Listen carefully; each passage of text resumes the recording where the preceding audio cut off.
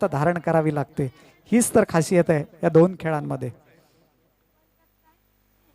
सुंदर चेंडू थोडासा स्टेप आउट होऊन खेळून काढलाय. चेंडू लॉंग ऑफ रिजन मध्ये जातोय. क्षेत्ररक्षक चेंडूची उचल करतोय. दरम्यान दोन्ही फलंदाज आपापल्या चोर बदलून एक धाव पूर्ण करतायत. या एकेरी धावेने संघाची धावसंख्या वधारते. धावसंख्या होती ती 2-13. जिंकण्यासाठी 64 धावांची गरज आहे ती अलिबाग संघाला. अर्थात या संघर्षामध्ये, धावांच्या संघर्षात आणि चेंडू डाट टाकण्याच्या संघर्षामध्ये कोण यशस्वी होतोय तो या सामन्याच्या अंतिम क्षणचित्रात आपल्याला स्पष्ट होईल. पुढील दोन संघांनी तयार राहायचंय. नाविश विचुंबे पनवेल आणि इलियास भाई शेख हवेली पुणे या दोन्ही संघांनी तयार राहायचंय.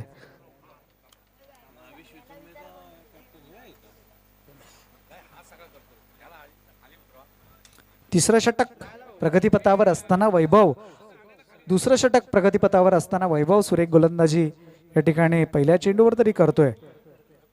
फलंदाज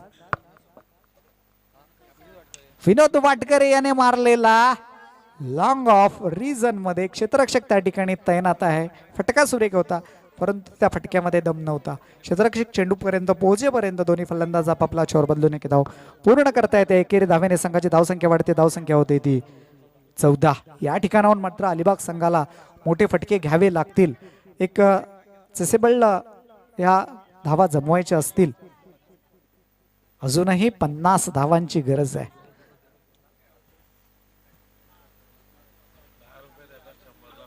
सुरेख चेंडू खेळून काढलाय पुनश्च एकदा लॉंग ऑन द रिजन मध्ये. क्षेत्ररक्षक चेंडूची उचल करतोय.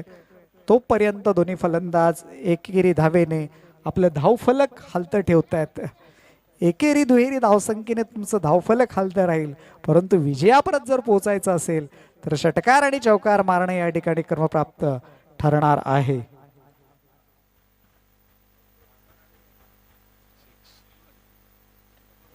सुंदर चेंडू, खाली राहिलेला चेंडू मारण्याचा इरादा होता. चेंडू बॅट मध्ये थोडासा संपर्क येतोय. आतली इनर एज घेऊन चेंडू मात्र पॉपिंग क्रीजवरच राहतोय. निर्धाव चेंडूची सांगता होते आणि या निर्धाव चेंडूच्या सांगतेनंतर आमच्या स्कोरबुकवर धावा स्थिरावल्या आहेत त्या 15 या आकड्यावर. सुंदर गोलंदाजीचं प्रदर्शन वैभव, अप्रतिम मारा.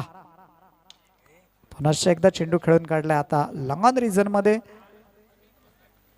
एका धावेसाठी. मगाशी 2 चेंडू खेळून काढले लॉंग ऑफ रिजनला एकेरी धावेसाठी. आता चेंडू खेळून काढलाय लॉंग ऑन रिजन मध्ये एकेरी धावेसाठी. मी मगाशी म्हटल्याप्रमाणे एकेरी दुहेरी धावेने आपलं धावफलक हलतं राहील परंतु 64चा टार्गेट जर आपल्याला या ठिकाणी सेट करायचं असेल तर मोठ्या फटक्यांची गरज आहे. आता जबाबदारी असणार आहे ती लेफ्ट हँड बॅट्समन अक्षय याच्याकडे.